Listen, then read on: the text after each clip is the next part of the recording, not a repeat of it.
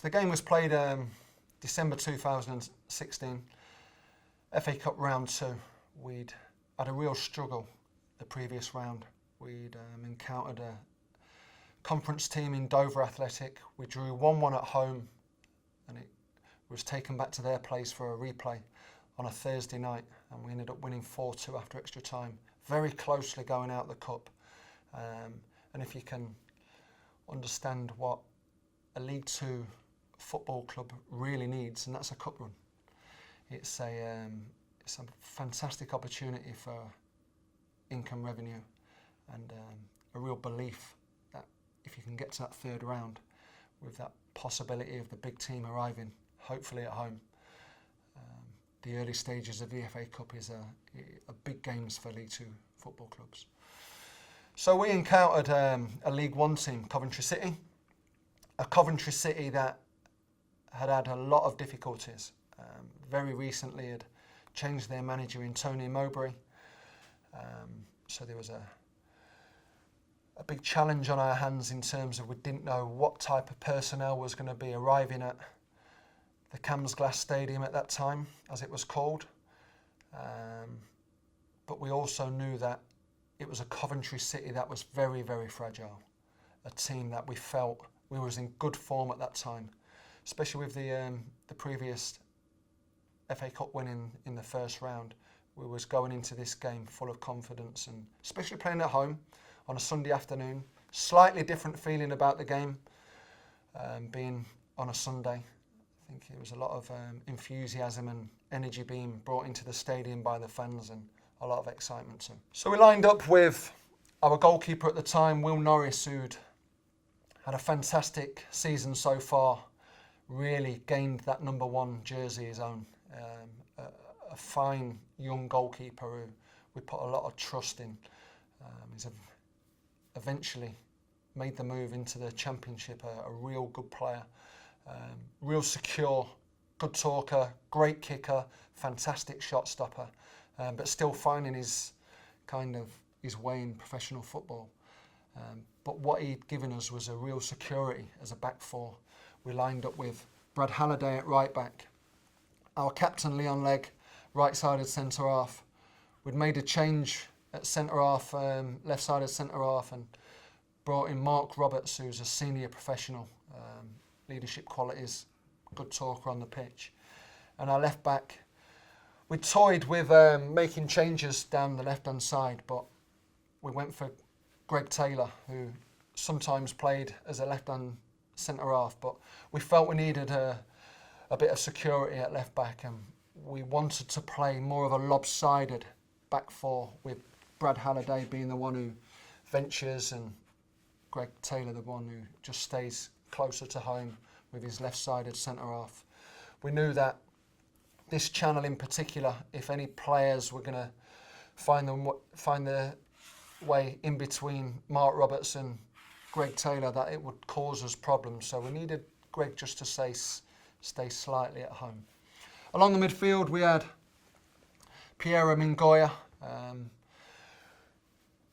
On the right-hand side, we had James Dunn. Max Clark, on loan from Hull City, was in the central midfield. And then a real interesting player in George Maris.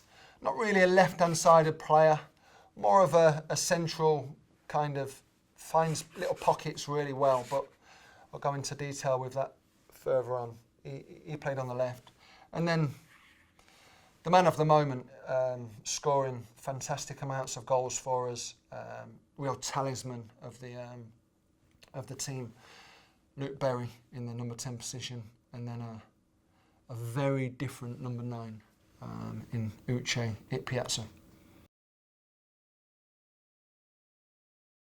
So tactically, as the team got read out to us prior to the game, we knew that they would incorporate 3 at the back, 4 in the midfield, 1 just floating around these areas here, and then a kind of a lopsided 2 at the top, this being Marvin Sordell, and got a little right winger in Ramirez, who kind of just played in these little pockets here. But we felt that with a big central centre forward at our disposal with Uche. He could go and occupy 3 centre-halves, basically. Such a big, commanding, imposing centre-forward who plays better on his own. Perhaps not in a 2, but leads the line really well. When he goes into areas of the pitch, it takes a lot of bodies to kind of get around him to stop him. So when you bear in mind you've got a centre-forward like Big Uche, there's overloads. There's an overload of players where we felt we could really exploit.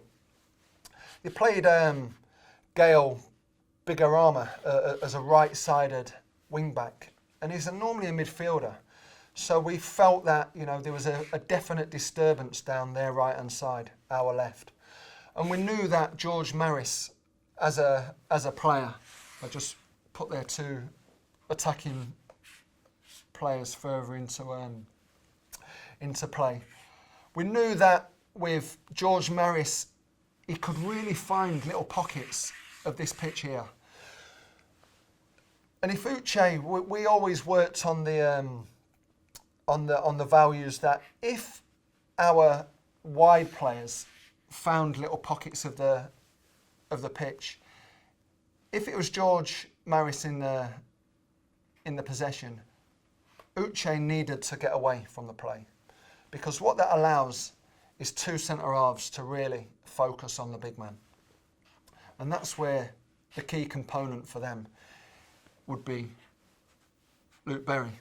We always knew that Luke Berry could work his way on the back of their midfield 2. So as a quick transition from a defensive angle into an attacking moment, if we could work our way through the lines really quickly, perhaps find one of our 2 midfielders on the ball, if this is James Dunn or if this is Max Clark, and then find our wide spaces. We knew that if their wing-backs were high and exposed, it gave a problem to the wide defenders of Coventry City. But it also posed a problem for the defensive recovery runs of Coventry City. Luke always seemed to find space. So if James Dunn was on the ball, Luke would play in this little pocket here. So that would allow gaps to develop, because suddenly the 2 midfielders for Coventry City would be aware of Luke. He didn't play in a straight line in a 3-man midfield. He always got himself in a half-and-half position. So when James Dunn has this ball here, Uche would get away. George Maris would get away. And then suddenly the pitch becomes really big and really exposed. And earlier on in the game, we were getting a lot of joy in certain pockets of the pitch where Berry was causing a lot of problems. And we started the game really well. Scored a goal within the first 10 minutes of the game and could really find a way, and gave us a lot of confidence for the remaining part of the game. I speak about the fullbacks. I mentioned about Greg Taylor staying at home. The reason he stayed at home was because of Mark Roberts didn't really want to go down the line of his left shoulder. So we gave him the security. We also gave the security of Max Clark. So suddenly they didn't have any outballs. They couldn't play it over the top, and they couldn't actually play it into the middle of the park either, because James Dunn, he held his position really well. Played slightly deeper than a Max Clark, but because Max could stop that ball going into these areas here, they never really got out of their defensive area, because Bigorama was always concerned with George Maris, and Page was always concerned with Mingoya. And these 3 were always concerned with the big fella at the top, leaving a major problem with our best player in Luke Berry, causing a lot of problems on the day. So the first goal came after 7 minutes, and we spoke about the big fella Rick Piazza occupying 2 Coventry City defenders. We lined up defensively, had an overload ourselves at the back, so we'd never felt that we could be countered on the throwing. And we spoke about Luke Berry being our best player, and on this day he scored all 4 goals. against Coventry City. And his first goal coming exactly how we hoped it would do. And that was by George Maris having the throw-in in the final third. Max Clark being double marked, slightly getting away from his back marker and creating a 1-2 with George Maris. George gets the ball back. This defensive player loses track of George, and it allows a crossing opportunity for us as in the first 10 minutes to really put a good ball into a decent area of the pitch. That ball became a great ball because George got it on his preferred foot as a right-footed cross. And we spoke about Ikpeazu not being that player who attracts his players in the box. We wanted him to stay out of the firing line to allow this man, Berry, to run on the back of his marker. As he always did at various moments of the game, his timing was perfect. So rather than getting in there too early and allowing his marker just to settle into position and mark him as you normally would, he waited outside the box, allowing that 1-2 to take place. And as soon as that ball got played back to George Maris and he took it on his preferred foot, that's when Luke got himself on the back of his marker and finished the ball very, very calmly in the goalkeeper's near post. 1-0.